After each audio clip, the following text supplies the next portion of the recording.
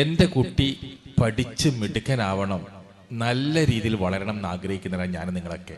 വെറും പഠിച്ച് മിടുക്കനായി നല്ല ഉദ്യോഗം കിട്ടി ശമ്പളം വാങ്ങി അല്ലെങ്കിൽ നല്ല ജോലി കിട്ടി എന്നതിലല്ല നമ്മളാകും. അതിൻ്റെ അപ്പുറം കൊണ്ടൊരാഗ്രഹം ഈ ലോകത്തും പരലോകത്തും ഗുണമുള്ള സന്താനങ്ങൾ നമുക്കുണ്ടാകണം എന്നതാണ് നമ്മുടെ പരമോന്നതമായ ലക്ഷ്യം. അതിന് കുട്ടികളെ ശരിയായി ട്രെയിൻ ചെയ്ത് കൊണ്ടുവരേണ്ട ഒരു മാതാപിതാക്കളാണ് എൻ്റെ മുമ്പിലുള്ളത്.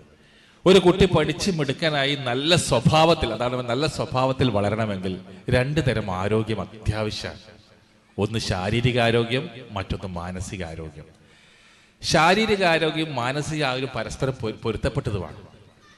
ശാരീരികാരോഗ്യവും മാനസികാരോഗ്യം ഉണ്ടാവണമെങ്കിൽ രണ്ട് തരം മർമ്മമുണ്ട്, അല്ലെങ്കിൽ രണ്ട് തരം തന്ത്രമുണ്ട്. ഒന്നും കൂടെ വ്യക്തമായി പറഞ്ഞാൽ രണ്ട് തരം മെഡിസിൻ ഉണ്ട്, മരുന്ന് തന്നെ പറയാം. ഒന്ന് സ്നേഹമാണ്, മറ്റൊന്ന് അംഗീകാരമാണ്. കുട്ടിയെ സ്നേഹിക്കുക, അംഗീകരിക്കുക. ഇവിടെ ഞാൻ മരുന്ന് എന്ന് അല്ലെങ്കിൽ മെഡിസിൻ എന്ന് പ്രത്യേകം പറഞ്ഞിട്ടുണ്ട്. ഇത് മെഡിസിനാണ് കുട്ടികൾക്ക്. കുട്ടികളെ വളരാനുള്ള ശാരീരിക മാനസിക ആരോഗ്യത്തിലുള്ള മെഡിസിൻ എന്ന് പറഞ്ഞാൽ, ശരിക്കും പറഞ്ഞാൽ സ്നേഹവും അംഗീകാരമാണ് പ്രധാനപ്പെട്ട മെഡിസിൻ. ഇവിടെ ഒരു മെഡിസിൻ എന്ന് പറഞ്ഞാൽ ശരിക്കും പറഞ്ഞാൽ ധാരാളം പലപ്പോഴും സ്നേഹം എന്ന് പറയുമ്പോൾ ചില രക്ഷിതാക്കൾ സ്നേഹിക്കാത്ത രക്ഷിതാക്കളുണ്ടോ? എല്ലാവരും രക്ഷിക്കുന്നത്. ഞാൻ ഉദ്ദേശിക്കുന്ന സ്നേഹം നിങ്ങൾ ഉദ്ദേശിക്കുന്ന സ്നേഹമല്ല. ബോധപൂർവ്വമുള്ള കോൺഷ്യസ് ആയ ലവിനെ പറ്റിയാണ്, കോൺഷ്യസ് സ്നേഹത്തിനെ പറ്റി, ബോധപൂർവ്വ സ്നേഹത്തെ പറ്റിയാണ് പറയുന്നത്. ബോധപൂർവ്വ സ്നേഹം ഇത്തിരി പെയിൻഫുള്ളാണ്, കുറച്ച് പ്രയാസകരമാണ്. സ്നേഹം എന്ന് പറഞ്ഞാൽ ചില രക്ഷിതാക്കളെ വിചാരിക്കുക എല്ലാം നൽകലാണ് സ്നേഹം എന്നാ വിചാരിക്കുക. ശരിക്കും അത് തെറ്റാണ്. എല്ലാം നൽകലല്ല സ്നേഹം, ചിലത് നിഷേധിക്കലും സ്നേഹമാണ്. പലപ്പോഴും നമ്മുടെ രക്ഷിതാക്കളെ ചിന്തന സ്നേഹിക്കണം എന്ന് പറഞ്ഞാൽ എല്ലാം കൊടുക്കുക, എല്ലാ സംവിധാനം കുട്ടികൾക്ക് ചെയ്തു കൊടുക്കുക, അങ്ങനെ വളർത്താൻ ഒരു ലഗോൺ കോയിനെ വളർത്തുന്നതൊക്കെ വളർത്തുക. എല്ലാ സംവിധാനങ്ങളും ശ്രദ്ധിച്ചാൽ മതി. നമ്മുടെ മക്കളെ വളർത്തുന്ന രീതി ഇപ്പം അങ്ങനെയാണ്. ഒന്നും കൂടെ വ്യക്തമായി പറഞ്ഞാൽ എയറോപ്ലെയിൻ അല്ലെങ്കിൽ ഹെലികോപ്റ്റർ പാരന്റിങ് എന്നാ പറയുക. നമ്മളെ പാരന്റിങ് ഹെലികോപ്റ്റർ പാരന്റിങ് ആണ്. ശരി, നിഴല് പോലെ ഒരു കുട്ടിക്ക് നിഴല് പോലെ പിന്തുടരുകയാണ് രക്ഷിതാക്കൾ, ഉപ്പയും ഉമ്മയും. ഒരു ഹെലികോപ്റ്റർ എന്ന് വെച്ചാൽ ആ ഹെലികോപ്റ്റർ ഫാനിന്റെ നിഴല് നിലത്തടിക്കും, അതോടെ ഹെലികോപ്റ്റർ പാരന്റിങ് എന്ന് പറയുന്നത്. ഈ നിഴല് പോലെയാണ്. ഞാൻ ശ്രദ്ധിച്ചാൽ മതി, രാവിലെ ഒരു കുട്ടിയെ സ്കൂളിൽ അയക്കണമെങ്കിൽ എന്തുമാത്രം ഡാൻസാണ് മാതാപിതാക്കൾ അടുക്കളയിൽ നിന്ന് ചെയ്യുന്നത്. എല്ലാം ചെയ്തു കൊടുക്കണം, പള്ളിയെ ആ രീതിയിൽ എല്ലാം ചെയ്തു കൊടുക്കുന്ന ആ സംരക്ഷിതാക്കൾ. ഇത് തെറ്റായ പാരന്റിങ് ആണ്, ഇത് തെറ്റായ സ്നേഹമാണ്. സ്നേഹമെന്ന് അതല്ല, എല്ലാം നൽകലല്ല സ്നേഹം, നിഷേധിക്കലും സ്നേഹമാണ്. നിങ്ങൾക്ക് നോക്കി എല്ലാം നൽകിയ കുട്ടികൾ ഉണ്ടാകുന്നത് ബുദ്ധിയൊക്കെ ഉണ്ടാവും. എവിടെ എപ്പോൾ എങ്ങനെ പെരുമാറുന്ന കുട്ടികൾക്ക് അറിയണ്ടാവില്ല. എങ്ങനെയാണ് ശത്രുക്കളിൽ നിന്ന് അല്ലെങ്കിൽ മറ്റുള്ളവരിൽ നിന്ന് രക്ഷപ്പെടുന്ന അറിയുന്നത്. ശരിക്കും ഞാൻ നേരത്തെ പറഞ്ഞു ബ്രോയിലർ കോയിനെ പറ്റി പറഞ്ഞു. ബ്രോയിലർ കോയിൻ വളർത്തുന്ന സിസ്റ്റം നോക്കിയാട്ടെ, ആ ലൈറ്റ് ഉണ്ട്, ഭക്ഷണമുണ്ട്, വെള്ളമുണ്ട്, അതിനൊന്നും സെർച്ച് ചെയ്യാനില്ല, ഒന്നും കണ്ടെത്താനില്ല, ഒരു അനിമയില്ല, കൂട്ടിലാണ് വളരുന്നത്. ഈ കോഴിനെ പുറത്തിട്ട് നോക്കിയാട്ടെ, ആർക്കും എപ്പോഴും പിടിക്കാൻ പറ്റും. നാടൻ കോഴി ശരിക്കും വീട്ടിലെ മറ്റുള്ള കോഴികൾ അലഞ്ഞു തിരിഞ്ഞ് എല്ലാം വിജിലൻ്റായി നടക്കുന്ന വരുന്ന് മറ്റുള്ള വിജിലൻ്റായി കോഴി നമുക്ക് പിടിക്കാൻ പറ്റും നോക്കിയാട്ടെ, അത് വിജിലൻ്റാണ്. അതിനറിയാം എന്തൊക്കെ സമൂഹത്തിൽ നിൽക്കണം. നമ്മളെ കുട്ടികൾ ഈ സൊസൈറ്റിയിൽ വളരേണ്ടവരാണ്. ഈ സമൂഹത്തിൽ വളരേണ്ട കുട്ടികൾ പ്രതിരോധങ്ങളും പ്രശ്നങ്ങളും പ്രയാസങ്ങളും മനസ്സിലാക്കിയും കൂടെ വളരണം എന്ന് സൂചിപ്പിക്കുകയാണ്. ഞാൻ വീണ്ടും പറയാണ്, എല്ലാം നൽകലല്ല സ്നേഹം, ചിലത് നിഷേധിക്കലും സ്നേഹമാണ്. ചില കുട്ടികളെ കാണാം, ഇവെല്ലാം മൊബൈൽ, 7ാം ക്ലാസ്സിൽ 6ാം ക്ലാസ്സിൽ പഠിക്കുന്ന കുട്ടികൾ മൊബൈൽ ഫോണാണ്. അതുപോലെ 10ാം ക്ലാസ് കഴിഞ്ഞാൽ മോട്ടോർ സൈക്കിൾ വാങ്ങിച്ചു കൊടുക്കുന്ന പാരന്റ്. ഈ അടുത്ത് എൻ്റെ ക്ലിനിക്കിൽ വന്ന ഒരു കേസ് ഞാൻ പറയാം. പ്ലസ് ടു പഠിക്കുന്ന ഒരു കുട്ടിനെയും കൂട്ടി ഉപ്പയും ഉമ്മയും വന്നു. കുട്ടി അടുത്തിരിക്കുന്നുണ്ട്, മാനസിക വിഭ്രാന്തിയിലാണ് കുട്ടിയുള്ളത്. ഞാൻ അവർ ചോദിച്ചപ്പോൾ പറഞ്ഞ് കുട്ടി കുറച്ചു കാലം മാനസിക വിഭ്രാന്തിയാണ്. ഉപ്പയുടെ മോട്ടോർ സൈക്കിൾ ഒരു വീലിൽ ഓടിക്കുന്നു, ദേഷ്യവും വാശല്യം പറഞ്ഞ് അനുസരിക്കുന്നില്ല. പ്ലസ് ടു പരീക്ഷ ഒരു 2-3 ആഴ്ചയെ ബാക്കിയുള്ളൂ, ഇവരിങ്ങനെയാണ് കളിക്കുന്നത്, പഠിക്കുന്നുമില്ല. ആ അവസ്ഥയിലാണ് എൻ്റെ അടുത്ത് വന്നത്. ഈ സമയത്ത് ഞാൻ മോനോട് ഓരോ ചോദ്യം ചോദിച്ചപ്പോൾ പറഞ്ഞ് മനസ്സിലായത്, എലിക്ട് ചെയ്ത് മനസ്സിലായത് കുട്ടിക്ക് മൊബൈൽ ഫോൺ നഷ്ടപ്പെട്ടതാണ് പ്രശ്നം. കുട്ടിക്ക് ഒരു മൊബൈൽ ഫോൺ, സ്മാർട്ട് ഫോൺ ഉണ്ടായിരുന്നു, ഫോണ് തകരാറായിട്ട് 2 ആഴ്ചയായി. ഇത് നന്നാക്കാൻ പറ്റുന്നില്ല അവസ്ഥയിൽ, ഒഴിവാക്കേണ്ട അവസ്ഥയിൽ ആദ്യം ഉമ്മയോട് പറഞ്ഞു. ഉമ്മ പറഞ്ഞ് പരീക്ഷ എല്ലാം കഴിഞ്ഞിട്ട് വാങ്ങിത്തരാന്ന് പറഞ്ഞു. ഉപ്പയോട് പറഞ്ഞപ്പോൾ ഇതേപോലെ പറഞ്ഞു, പരീക്ഷ കഴിഞ്ഞപാട് മൊബൈൽ ഫോൺ വാങ്ങിത്തരാം. കുട്ടിക്ക് സഹിക്കാൻ പറ്റുന്നില്ല.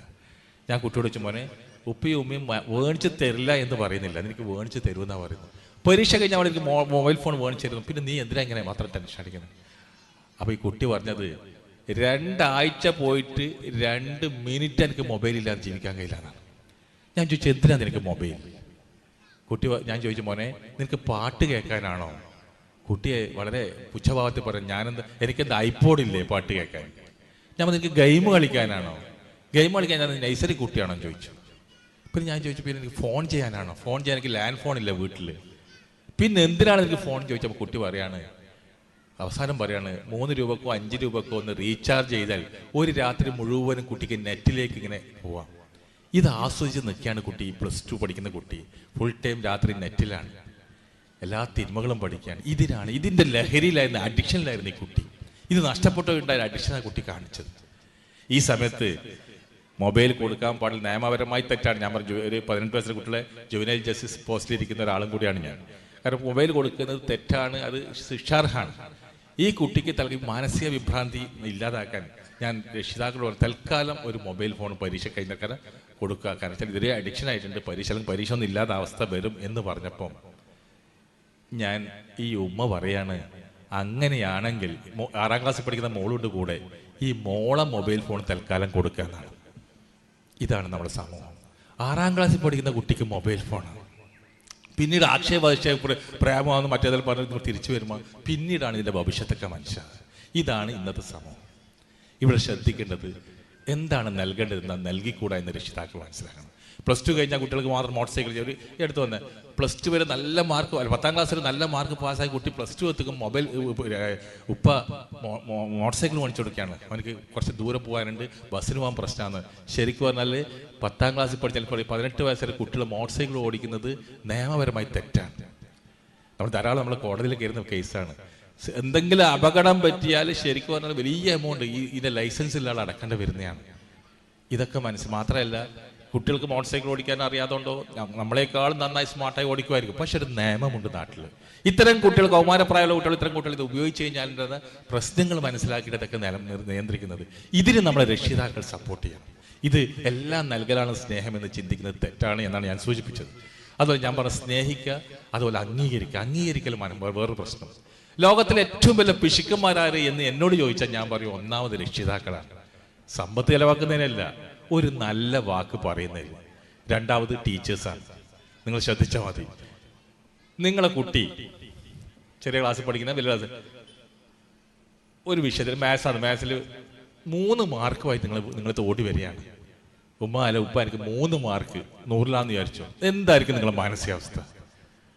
മണ്ടൻ പൊട്ടൻ, നിന്റെ ഉപ്പയായി പോലെ ഉമ്മയായി പോലെ, നീ തിരമാല എണ്ണിക്കോ അല്ലെങ്കിൽ മീൻ പിടിക്കാൻ പോയിക്കോ, ധാരാളം മെസ്സേജ് കൊടുത്തോണ്ടിരിക്കും. പോട്ടെ, നിങ്ങളെ കുട്ടിക്ക് 97 മാർക്കായിട്ട് ഓടി നിങ്ങളെടുത്ത് വരികയാണ്. 100-ൽ 97 സന്തോഷം ഉണ്ടാകുമോ? ഇല്ല. എവിടെ പോയി നിന്റെ 3 മാർക്ക് എന്ന് വെച്ചാൽ അതിനും ശിക്ഷയായിരിക്കും ഉണ്ടാകും. പോട്ടെ, അതും പോയി. 100-ൽ 100 മാർക്ക് വാങ്ങി കുട്ടി ഓടി വരികയാണ്. ഉപ്പാവും എനിക്ക് 100-ൽ 100 മാർക്ക്, സന്തോഷം ഉണ്ടാകുമോ? ഞാൻ പറയുന്നില്ല എന്നാണ്. ഒരു ചോദ്യത്തിന് ശേഷം മാത്രം, മോനെ അല്ലെങ്കിൽ മോളെ, നിന്റെ ക്ലാസ്സിൽ എത്ര 100-ൽ 100 ഉണ്ട്? എല്ലാവർക്കും 100-ൽ 100 ഉണ്ടെങ്കിലോ നിങ്ങൾ മീൻ മുറിക്കാനോ പത്തിലൂടാനോ പോകും. ഇതാണ് നമ്മളെ അവസ്ഥ. ഇത്രമാത്രം പിശുക്കന്മാർ ലോകത്ത് പിന്നെ ഇല്ലാന്നാ ഞാൻ പറയാ. പിന്നെ ടീച്ചേഴ്സിന്റെ കാര്യം നോക്കിയിട്ട് പകുതി ഉത്തരം പറഞ്ഞാൽ ചീത്തയായിരിക്കും, നിങ്ങൾക്ക് ശാസനം നിർത്തിക്കലായിരിക്കും. 3/4 ഉത്തരം പറഞ്ഞാലും ഇല്ല, ഒന്ന് ഉത്തരം പറഞ്ഞാൽ ഫുൾ പറഞ്ഞാൽ മാത്രമേ വെരി ഗുഡ് പറയൂ. അതും പ്ലാസ്റ്റിക് മോട്ടിവേഷനാണ്. ഒരു മോട്ടിവേഷൻ, ഈ രീതിയിലാണ് കാര്യം പോകുന്നത്. ശരിയായി സ്നേഹിക്കാനോ അംഗീകരിക്കാൻ പറ്റാത്ത ഒരു വലിയ സമൂഹമായി നമ്മൾ മാറിക്കൊണ്ടിരിക്കുന്നു. എനിക്ക് ഇന്ന് പറയാനുള്ള മെസ്സേജ്, നമ്മൾ ശരിയും തെറ്റും മനസ്സിലാക്കി ശരിയായ രീതിയിൽ എല്ലാം നൽകലല്ല, നിഷേധിച്ച് നൽകിയിട്ടുള്ള സ്നേഹവും അംഗീകാരവും കുട്ടികൾക്ക് കൊടുക്കണം. ശരിക്കും പറഞ്ഞാൽ കുട്ടികളെ മനസ്സിലാക്കാത്ത വലിയ രക്ഷിതാക്കളായി പോകുന്നു നമ്മൾ എന്താ പറയുക. കുട്ടികൾ അണ്ടർസ്റ്റാൻഡ് ചെയ്യില്ല എന്ന കോൺസെപ്റ്റ് നമുക്ക് മിസ്സായി പോകുന്നു. നിങ്ങൾ ശ്രദ്ധിച്ചാൽ മതി, ദേഷ്യം, വാശി, അടിപിടി, അനുസരണ കാണിക്കുന്ന ധാരാളം കുട്ടികൾക്കാണ്. പിടിവാശി പിടിക്കുന്ന കുട്ടികൾക്കാണ്. എന്തുകൊണ്ടായിരിക്കും ഒരു പിടിവാശി പിടിക്കുന്നത്? എന്തുകൊണ്ടായിരിക്കും ഒരു ദേഷ്യം കാണിക്കുന്നത്? വേറൊന്നും കൊണ്ടല്ല, അവരെ സ്നേഹിക്കുന്നില്ല, അംഗീകരിക്കുന്നില്ല, അവരെ മനസ്സിലാക്കുന്നില്ല എന്ന ചിന്ത അവരിൽ എവിടെയോ വന്നിട്ടുണ്ട് എന്നതാണ്. അവരെ സ്നേഹിക്കുന്നില്ല, അവരെ അംഗീകരിക്കുന്നില്ല, അവരെ മനസ്സിലാക്കുന്നില്ല ചിന്ത വരുമ്പോൾ അറ്റൻഷൻ സീക്കിംഗ്, ശ്രദ്ധ പിടിച്ചു പറ്റാൻ കളിക്കുന്ന ഒരു ഗെയിമാണ് ഈ ദേഷ്യം, വാശിയൊക്കെ. പലപ്പോഴും നമുക്ക് മനസ്സിലാവില്ല. മുമ്പൊക്കെ ദേഷ്യം കൂട്ടി, ഇപ്പം ശരി നിസ്സാര കാര്യത്തിൽ കൂട്ടി ദേഷ്യം പിടിക്കുക, അനുസരണ കീഴടക്കുക, വാശി പിടിക്കുക. ഇത് അറ്റൻഷൻ സീക്കിംഗ് എന്നാ പറയുക. ചിലപ്പോൾ ചില കുട്ടികൾക്ക് രോഗം പോലും വരാറുണ്ട്, അസുഖങ്ങൾ വന്നുകൊണ്ടിരിക്കും. ഇത് ശരിക്കും പറഞ്ഞാൽ സ്നേഹം, അംഗീകാരം കുട്ടിക്ക് കൊടുക്കുക, കുട്ടിയുടെ ഫീലിംഗ് ആണ് മീനിങ്. ചില പറയും, ഞാൻ എൻ്റെ ഈ മോനെ ഏറ്റവും കൂടുതൽ സ്നേഹിക്കുന്നത് അല്ലെങ്കിൽ നന്നായി സ്നേഹിക്കുന്നത്, എന്നിട്ട് എന്ത് ഇങ്ങനെയും ചോദിച്ചപ്പോൾ പലപ്പോഴും സ്നേഹിക്കുന്നതല്ല മീനിങ്, സ്വീകരിക്കുന്നിടത്താണ് മീനിങ്. കുട്ടി എങ്ങനെയാണോ നിങ്ങൾ സ്നേഹത്തെ കാണുന്നത് അതിലാണ് മീനിങ് ഉള്ളത്. ഇവിടെ ശ്രദ്ധിക്കേണ്ട ഏറ്റവും വലിയ ഇതാണ്. ഞാൻ ശരിക്കും പറഞ്ഞാൽ മൂത്ത കുട്ടി അനീസാണെങ്കിൽ രണ്ടാമത്തെ കുട്ടി ഫിനിഷാണ്, അതിനോട് തീർന്നു. 1 or 2 മക്കളെ ലാളിച്ചോമനിച്ച് വഷളാക്കി വളർത്തിക്കൊണ്ടിരിക്കുക നമ്മളൊക്കെ ഓവർ കോൺഷ്യസ് ആയിട്ട്. ഈ തരം കുട്ടികൾക്ക് എന്തെങ്കിലും ചെറിയ വേരിയേഷൻ കുട്ടികൾ ശ്രദ്ധിച്ചിരിക്കുകയാണ്, എന്താണ് മറ്റൊരു കൂടുതൽ കൊടുക്കുന്നത്, ഈ ഇത്തരത്തിലുള്ള കമ്പാരിസൺ സ്വന്തം നടത്തിക്കൊണ്ടിരിക്കുകയാണ്. ഈ സമയത്ത് നമ്മൾ ശ്രദ്ധിക്കണം വെച്ചാൽ 2, 3 മറ്റേ മക്കൾക്ക് ഒരുപോലെ സ്നേഹിക്കുന്നെന്ന് പറഞ്ഞാൽ പോരാ, അത് കുട്ടികളെ ധരിപ്പിക്കാനും പഠിക്കണം, ഇല്ലെങ്കിൽ അപകടമായി പോകും. ഇത് ഇങ്ങനെ വളർന്നു കഴിഞ്ഞാൽ അറ്റൻഷൻ സീൻ കൂടിക്കഴിഞ്ഞാൽ ചില കുട്ടികൾ അസുഖങ്ങൾ വന്നുകൊണ്ടിരിക്കുക. ശ്രദ്ധ കിട്ടാൻ വേണ്ടി ധാരാളം 2 വിധത്തിലെ ശ്രദ്ധ പിടിച്ച, ഒന്ന് കിസ് അല്ലെങ്കിൽ കിക്കുന്ന പറയുക. ഒരു കുട്ടി അല്ലെങ്കിൽ ഒരാൾ ശ്രദ്ധ പിടിച്ചത് 2 വിധത്തിലായിരിക്കും. ഒന്ന് കിസ് എന്ന് വെച്ചാൽ സ്നേഹത്തോടെ, അംഗീകാരത്തോടെ. അങ്ങനെ കിട്ടുന്നില്ല എന്നൊരു കുട്ടിക്ക് ബോധ്യം വന്നാൽ, തോന്നിയാൽ, കൊടുക്കായിട്ടല്ല തോന്നിയാൽ, പിന്നെ കിക്ക് വാങ്ങിയിട്ട്, നിങ്ങളെ ശാസനം വാങ്ങി, നിങ്ങളെ ചവിട്ട് വാങ്ങിയിട്ട് കുട്ടി ശ്രദ്ധ പിടിച്ചു പറ്റും. എന്താണോ നിങ്ങൾക്ക് വേണ്ടത് നേരെ എതിരെ കുട്ടി ചെയ്യും. എന്താണോ നിങ്ങൾക്ക് ഇഷ്ടം അത് നേരെ ഓപ്പോസിറ്റായി കുട്ടി പ്രവർത്തിക്കും. ഇതാണ് കിസ് ഓർ കിക്ക് എന്ന് പറഞ്ഞാൽ. പലപ്പോഴും നമ്മളെ കുട്ടി ദേഷ്യവും വാശിയും കാണിക്കുന്നത് നമ്മളെ സ്നേഹം ശരിയായി കിട്ടുന്നില്ല എന്ന തോന്നലാണ്. കൊടുക്കാതിരുന്നല്ല, ഞാൻ വീണ്ടും പറയാണ്, തോന്നൽ. ഇവിടെ നമ്മൾ കറക്റ്റ് ചെയ്യണം. അസുഖങ്ങൾ വന്നുകൊണ്ടിരിക്കുന്ന ധാരാളം കേസ് എൻ്റെ അടുത്ത് വരുന്നത്, എൻ്റെ ക്ലിനിക്കിൽ വരുന്ന കേസിൽ ധാരാളം കേസ്. ഇവിടെ പഠിക്കാൻ പോലും താല്പര്യമില്ലാത്ത, അലസത കാണിക്കുന്ന, മടി കാണിക്കുന്ന കുറേ കുട്ടികളെ കാണാം. ഇവരൊക്കെ ഈ കാറ്റഗറി പെടുന്നവരാണെന്ന് മനസ്സിലാക്കേണ്ടത്. ഒരിക്കലും അസുഖം, നമ്മൾ വളരെ ശ്രദ്ധേയമായ ഒരു കഥ ഞാൻ പറയാം. ഒരിക്കൽ എൻ്റെ പഴങ്ങാടി ക്ലിനിക്കിൽ ഒരു അച്ഛനും അമ്മയും ഒരു കുട്ടിയും വന്നു. 5ാം ക്ലാസ്സിൽ പഠിക്കുന്ന കുട്ടിയാണ്. അച്ഛൻ്റെ അവരെ മുഖം നോക്കി വളരെ ക്ഷീണിച്ചിരിക്കുന്നു. അവർ ഉറക്കം കഴിഞ്ഞാൽ തോന്നി. എന്താന്ന് ചോദിച്ചാലും പറഞ്ഞ് വളരെ അത്ഭുതകരമായ രോഗമായിരുന്നു കുട്ടിക്ക്. കുട്ടി 1 മാസമായിട്ട് മുൻദ്വാരത്തിലെ അല്ല മൂത്രമൊഴിക്കുന്നത്, പിൻദ്വാരത്തിലെ മൂത്രമൊഴിക്കുന്നതാണ്. അത്ഭുതമാണ്. 1 മാസം മുമ്പ് വരെ മുൻദ്വാരത്തിലെ മൂത്രമൊഴിച്ച കുട്ടി, മൂത്രദാനിലെ മൂത്രമൊഴിച്ച കുട്ടി ഇപ്പം പിൻദ്വാരത്തിലെ മൂത്രമൊഴിക്കുന്നു എന്നാണ് കേസ്. ഇതൊരിക്കലും സംഭവിക്കാത്തതാണ്. ഫിസിയോളജിക്കൽ ഒരിക്കലും നാക്കും മൂക്കും പോലെയല്ല. നാക്കിലെ വെള്ളം കയറി ചില മൂക്കിൽ വരും, മൂക്കിൽ വെള്ളം നാക്കിൽ വരും. ഇതല്ല, ഇത് 2 എൻറ്റിറ്റിയാണ്. ഫിസിയോളജിക്കലി ഒരിക്കലും സംഭവിക്കാത്തതാണ്. ഇവർ ഡോക്ടേഴ്സിനെ കാണിച്ചു, ചൈൽഡ് സ്പെഷ്യലിസ്റ്റിനെ കാണിച്ചു, അവരൊക്കെ പറഞ്ഞു ഇതൊരിക്കലും സംഭവിക്കുന്നത് ശരിയല്ല, അത് കുട്ടി അഭിനയിക്കുന്നതൊക്കെ പറഞ്ഞു. പിന്നെ അങ്ങനെ ഡോക്ടർ ഈ രക്ഷിതാവിൻ്റെ നിർബന്ധം കൊണ്ട് എല്ലാ ടെസ്റ്റും സ്കാനിങ്ങും ചെയ്ത് എന്നിട്ട് ഡോക്ടർ ഞാൻ പറഞ്ഞതൊക്കെയാണെന്ന് ഡോക്ടർ തെളിയിച്ചു കൊടുത്തു. വീട്ടിൽ വന്നു കഴിഞ്ഞാൽ പഴയ പോലെ തന്നെ കുട്ടി മുൻദ്വാരത്തിലല്ല പിൻദ്വാരത്തിലെ മൂത്രമൊഴിക്കുന്നു. വീണ്ടും 2 ആഴ്ചയോളം മെഡിക്കൽ കോളേജ് ഹോസ്പിറ്റലിൻ്റെ അടുത്തായിട്ട് അഡ്മിറ്റ് ചെയ്ത് ട്രീറ്റ് ചെയ്തു. സംഭവം തദൈവ. ഒരിക്കൽ ഹോസ്പിറ്റലിൽ പോയി ഡോക്ടർ പറഞ്ഞു, നിങ്ങൾ ഒരു ദിവസം എൻ്റെ ക്ലിനിക്കിൽ തന്നെ ഇരിക്കാൻ, രാവിലെ വൈകിട്ട് വരെ ഇരുത്തി 3 കുപ്പി വെള്ളം കൊടുത്ത് കുട്ടിനെ കൊണ്ട് കുടിപ്പിച്ചു. സ്വന്തം ബാത്റൂമിൽ മൂത്രമൊഴിക്കും. കുട്ടി സാധാരണ പോലെ മൂത്രമൊഴിക്കുന്നു.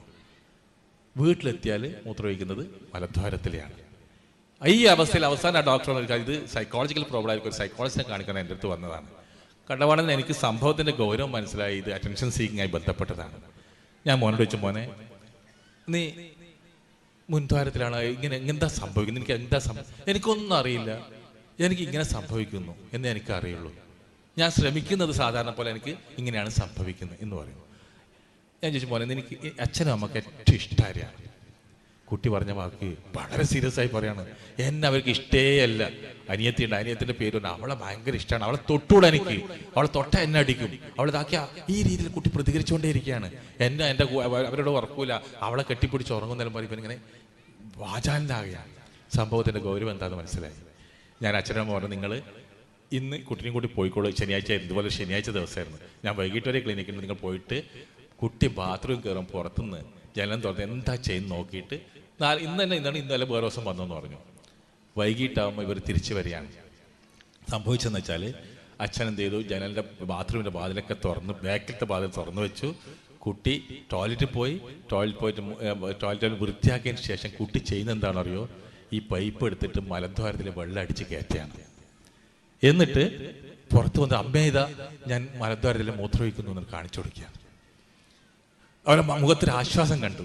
എൻ്റെ അടുത്ത് വന്ന് ഞാൻ ചോദിച്ചു, എന്താ വെച്ചാൽ അച്ഛൻ പറഞ്ഞ ഇങ്ങനെ സംഭവം. ഞാൻ കുട്ടിയുടെ മുമ്പ് തന്നെ പറഞ്ഞു, ഞാൻ ചോദിച്ചു, മോനെ 1 മാസം നീ ഈ സത്യം നിനക്ക് അറിയാലോ, നീയാണല്ലോ ഇത് ചെയ്യുന്നത്. 1 മാസം നിന്റെ രക്ഷിതാക്കളെ 2 ആഴ്ച ഹോസ്പിറ്റലിൽ കിടന്നു, കുറേ ആഴ്ച കോഴിക്കോട് പോയി, എന്നിട്ട് നീ എന്തുകൊണ്ട് ഇത് പറഞ്ഞില്ല?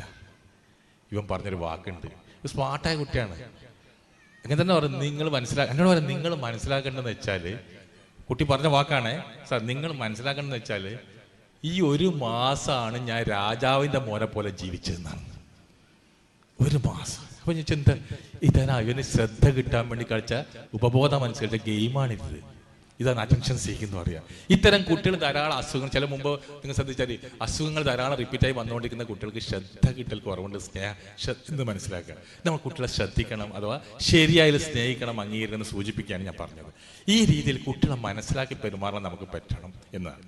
കാരണം ശ്രദ്ധിക്കേണ്ടത് വെച്ചാൽ പുതിയ 2ാമത്തെ കുട്ടി വന്നാൽ നമ്മൾ ഓമനെല്ലാം കൂടുതൽ സ്നേഹം വ്യത്യാസമാണ്. പക്ഷെ കുട്ടിക്ക് പറഞ്ഞ് മനസ്സിലാക്കി കൊടുക്കണം എന്നാണ്. മാത്രം ശ്രദ്ധിക്കേണ്ടത് ഇവർ അച്ഛനും ഉപ്പിയുമ്മയും മാത്രമല്ല, ഇപ്പോൾ ഉപ്പാപ്പി ഉമ്മാമേലും ഉണ്ടെങ്കിൽ നിന്നെ വേണ്ട, നീ ഇനി കുരുത്തക്കേട് ജാസ്തിയാണല്ലോ, കുരുത്തക്കേട് ഈ മെസ്സേജ് കൊടുത്തുകൊണ്ടിരിക്കുമ്പോൾ കുട്ടിക്ക് തോന്നും എന്നെ വേണ്ട എന്ന മെസ്സേജ്, ഇത് ഫീലിംഗ് തോന്നും. ഇത്തരത്തിലുള്ള ശ്രദ്ധ പിടിച്ചുവറ്റിലുണ്ടാവും എന്ന് മനസ്സിലാക്കേണ്ടത്. വീണ്ടും ഞാൻ പറഞ്ഞു വെച്ചാൽ കുട്ടികളെ മനസ്സിലാക്കാൻ, പക്ഷേ നമുക്ക് പഠിപ്പിന് വല്ലാത്ത ഇമ്പോർട്ടൻ്റ് കൊടുക്കുന്ന സമൂഹമാണ് ഇപ്പോൾ. എന്തുകൊണ്ടാണ് എൻ്റെ കുട്ടി പഠിക്കാൻ പറ്റാതെന്ന് മനസ്സിലാക്കുന്നില്ല.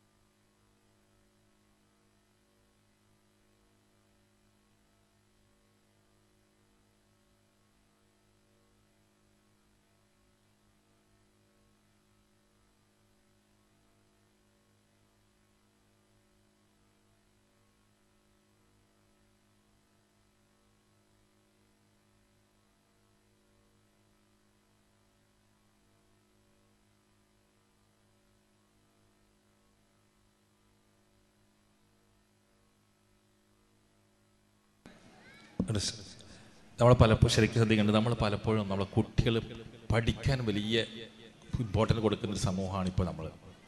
എൻ്റെ കുട്ടി പഠിക്കണമെന്ന് ആഗ്രഹിക്കാത്ത ആളില്ല പഠിക്കേണ്ടത്. ചില കുട്ടികൾ, എല്ലാ കുട്ടികളും ഒരുപോലെ പഠിക്കാൻ പറ്റണം എന്നില്ല. ചില കുട്ടികൾക്ക് പഠനത്തിൽ ചെറിയ പിന്നിലാണ്, ബുദ്ധി കുറഞ്ഞുകൊണ്ടല്ല, ഭാഷ വികസിക്കാത്ത കുട്ടികളുണ്ട്. പ്രത്യേകിച്ച് ലാംഗ്വേജിൻ്റെ കാര്യത്തിൽ പഠന വൈകല്യം എന്ന് പറഞ്ഞ സാധനം ലേണിംഗ് ഡിസോർഡർ എന്നാണ് പറയുക. ഇത് നമ്മൾ ഞാൻ പറഞ്ഞ അണ്ടർസ്റ്റാൻഡ് ചൈൽഡ് എന്ന കോൺസെപ്റ്റാണ് പറഞ്ഞത്. കുട്ടികളെ മനസ്സിലാക്കണം എന്ന ശ്രദ്ധയിലാണ് ഞാൻ സൂചിപ്പിക്കുന്നത്. എൻ്റെ കുട്ടിയുടെ പ്രശ്നം എന്താണ്, പഠിക്കാതെ എൻ്റെ പ്രശ്നം എന്താണ് എന്ന് നമ്മൾ മനസ്സിലാക്കുക. അതിൽ ഒരു പ്രധാന കാരണം ബുദ്ധിയെല്ലാം ഉണ്ടാവുക, പഠന വൈകല്യം ഉണ്ടോ എന്ന് നോക്കണം. പഠന വൈകല്യം വെച്ചാൽ 4 തരം, പ്രധാനപ്പെട്ട 4 തരം പഠന വൈകല്യമുണ്ട്. ഒന്ന് ഡിസ്ലെക്സിയ എന്ന് പറഞ്ഞാൽ കുട്ടിക്ക് വായിക്കാൻ പ്രയാസമുള്ള കേസ്.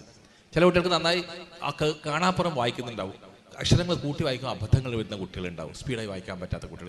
ഇത് ബുദ്ധി കുറഞ്ഞിട്ടല്ല. ചില കുട്ടികൾക്ക് ഡിസ്ഗ്രാഫിയ എന്ന് പറയും, എഴുതാൻ പ്രയാസം, എഴുത്ത് മാറിപ്പോവുക, തിരിഞ്ഞു പോവുക, അക്ഷരങ്ങൾ തിരിഞ്ഞു പോവുക, മാറിപ്പോവുക, ഒന്ന് ശരിക്കും കൃത്യമായിട്ട് എഴുതാൻ പറ്റാതിരിക്കുക. ഇതെല്ലാം കുട്ടികൾ ഡിസ്ഗ്രാഫിയ എന്ന് പറഞ്ഞ കുട്ടികളുണ്ടാവും. പിന്നെ ഡിസ്കാൽക്കുലിയ എന്ന് പറഞ്ഞ സാധനമുണ്ട്. മാത്തമാറ്റിക് ഓപ്പറേഷൻ, കൂട്ടലും കേൾക്കലും അല്ലെങ്കിൽ മാത്തമാറ്റിക് കാര്യങ്ങൾ കിട്ടാത്ത കുട്ടികളുണ്ടാവും. നാലാമത് ഡിസ്പ്രാക്ടീസിയ ഉണ്ട്. ചലനങ്ങൾ, മൂവ്മെൻ്റ് ഒക്കെ കൃത്യമായിട്ട് പെണ്ണ് പിടിക്കുന്ന ഇതോടെ പ്രയാസപ്പെടുന്ന കുട്ടികളുണ്ട്. ഈ 4 കാറ്റഗറിയിൽപ്പെടുന്ന പഠന വൈകല്യമുണ്ട് കുട്ടികൾക്ക്. ഇത് ശരിക്കും പറഞ്ഞാൽ ഒരു സ്കൂളിൽ ഒരു 100 കുട്ടികൾക്ക് 17-20% കുട്ടികൾ ഈ കാറ്റഗറിയിൽപ്പെട്ട കുട്ടികളാണ്. ബുദ്ധി വൈകല്യമുള്ള കുട്ടികളല്ല. ഇത്തരം കുട്ടികൾക്ക് സ്പെഷ്യൽ കോച്ചിങ് കൊടുത്ത് കുട്ടികൾ ഡെവലപ്പ് ചെയ്യാൻ വേണ്ടത്. എന്താണ് ഈ കുട്ടിയുടെ പ്രശ്നം എന്നല്ലാതെ കുട്ടി പഠിക്കുന്നില്ല മണ്ടൻ പൊട്ടൻ പലപ്പോഴും ലാബിളെയാണ്. എൻ്റെ കുട്ടി മണ്ടനാണ് പൊട്ടനാണ് ലാബിൾ ചെയ്ത് മാറ്റി നിർത്തുക. സ്കൂളായാലും മറ്റു സ്ഥലം കുട്ടികളെ മാറ്റി നിർത്തുക. ഇതുപോലത്തെ സ്ഥാപനത്തിൽ അതിൽ കോൺസെൻട്രേറ്റ് ആയിട്ട് സ്റ്റഡി ഉണ്ടാകും, വ്യത്യാസം ഉണ്ടാകുന്ന ഉറപ്പിക്കണം. ഇത് മനസ്സിലാക്കേണ്ട ഒരു വലിയ ഏരിയയാണ്. ഒരിക്കലും എൻ്റെ ക്ലിനിക്കിൽ 6ാം ക്ലാസ്സിൽ പഠിക്കുന്ന ഒരു കുട്ടിയെ അച്ഛനും അമ്മയും പറഞ്ഞു. ഞാൻ അച്ഛൻ്റെ കുട്ടിയൊരു കുറ്റവാളിനെ പോലെ ഇരിക്കുകയാണ് ഇവിടെ. ഞാൻ അച്ഛൻ്റെ മുഖത്ത് നോക്കി. അച്ഛൻ പറഞ്ഞു, സാറേ ഇതൊരു മന്ദബുദ്ധിയാണ് സാറേ എന്ന് പറഞ്ഞു. കുട്ടി കുറ്റവാളിനെ പോലെ ഞാൻ അമ്മയുടെ മുഖത്ത് നോക്കി. അമ്മ പറഞ്ഞു, സാറേ ഇതൊരു മണ്ടനാണ് സാറേ എന്ന് പറഞ്ഞു. ഞാൻ ഈ കുട്ടിയോട് ഇതൊന്നും കേൾക്കാതെ ഈ കുട്ടിയോട് ചോദിച്ചു, മോനെ നീ മണ്ടനോ മന്ദബുദ്ധിയാണോ ചോദിച്ചു. ഒന്ന് തലയാട്ടി, അതെ ഞാൻ മണ്ടനാണ് സമ്മതിച്ചു. പിന്നീട് ഞാൻ രക്ഷിതാവിനോട് ചോദിച്ചു, എന്തുകൊണ്ടാണ് ഇവർ മന്ദബുദ്ധിയും മണ്ടനെന്ന് നിങ്ങൾ പറയുന്നത്? അപ്പോൾ ഉപ്പ പറയാണ്, ഇവൻ 6ാം ക്ലാസ്സിൽ ഇംഗ്ലീഷിലും പഠിക്കുന്ന എഴുതാനും വായിക്കാനും അറിയില്ല സർ, ഇവൻ മന്ദബുദ്ധി അല്ലാതെ പിന്നെ എന്താണ് സാർ എന്ന് തിരിച്ചെന്നോട് ചോദിക്കുകയാണ്. ഞാൻ അമ്മയോട് ചോദിച്ചു, എന്തുകൊണ്ടാണ് നിങ്ങൾ പറയുന്നത്? സാർ 2 ചേച്ചിമാരുണ്ട് ഇവന്. 2 ചേച്ചിമാർ ഇവനായിട്ട് എപ്പോൾ അടിപിടിയാണ്. ഒരു അനുസരണമില്ല. വീടിൻ്റെ അടുത്തൊരു പുഴയുണ്ട്, പുഴയിൽ ചൂണ്ടിടാൻ പോകും, വെയിലും മഴയും കൊള്ളും, ദേഷ്യവും വാശിയും അനുസരണക്കേടാണ്. ഈ 2 ചേച്ചിമാർ ഇവനെന്താ വിളിക്കുന്നത്? എടാ മണ്ടാന്നേ വിളിക്കൂ, എടാ മണ്ടാതെടുക്കുക, എടാ മണ്ടെന്നേ വിളിക്കൂ. ഇതാണ് ഇവർക്കാരൻ.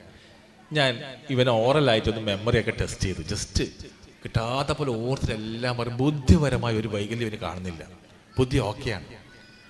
ഉടനെ തന്നെ എനിക്ക് മനസ്സിലായി ഇവന് പഠന വൈകല്യം. കുറച്ച് എഴുതിച്ചപ്പോൾ പഠന വൈകല്യം ഉണ്ടെന്ന് മനസ്സിലായി. ഞാൻ ഈ 2 രക്ഷിതാവിനെ ഇവനെ ഇരുത്തി പറഞ്ഞു, ഇവനെ മന്ദബുദ്ധി എന്ന് വിളിക്കുന്നത് നിങ്ങളാണ് മന്ദബുദ്ധി എന്ന് പറഞ്ഞു. ഞാൻ രണ്ടും കൽപ്പിച്ച് പറഞ്ഞാണ്. എൻ്റെ ജീവിതത്തിൽ സൈക്കോളജിക്കൽ ജീവിതത്തിൽ ഇത്രമാത്രം ഇമോഷണലായി വേറെ രംഗം ഉണ്ടായിട്ടില്ല. ഈ കുട്ടി കരയാണ്, കണ്ണീര് വന്നുകൊണ്ടിരിക്കുന്നത്, മുഖമൊക്കെ തൊടുത്തുണ്ട്, കണ്ണീര് വന്നുകൊണ്ടിരിക്കുകയാണ്. പിന്നീട് ഞാൻ ഈ പഠന വകയിലെ കുട്ടികളെ എങ്ങനെ കൈകാര്യം ചെയ്യണം, 1-on-1 ടീച്ചിങ്, ഒരു ടീച്ചർ വെച്ച് സ്പെഷ്യൽ കോച്ചിങ് കൊടുക്കാനും കുട്ടികളെ ഈ ബിഹേവിയർ എന്നാൽ ഇത്ര മോശമായെന്ന് വെച്ചാൽ, ബുദ്ധിയുള്ള കുട്ടി നീ മന്ദബുദ്ധിയാണ് പൊട്ടനാന്ന് പറയുമ്പോൾ അംഗീകാരം കിട്ടാത്ത അവസ്ഥയിൽ നിന്നുണ്ടായ സ്വഭാവ വൈരൂപ്യമാണിത്. അത് ബിഹേവിയർ തെറാപ്പിയിലൂടെ കറക്റ്റ് ചെയ്യാൻ ശ്രമിച്ചു.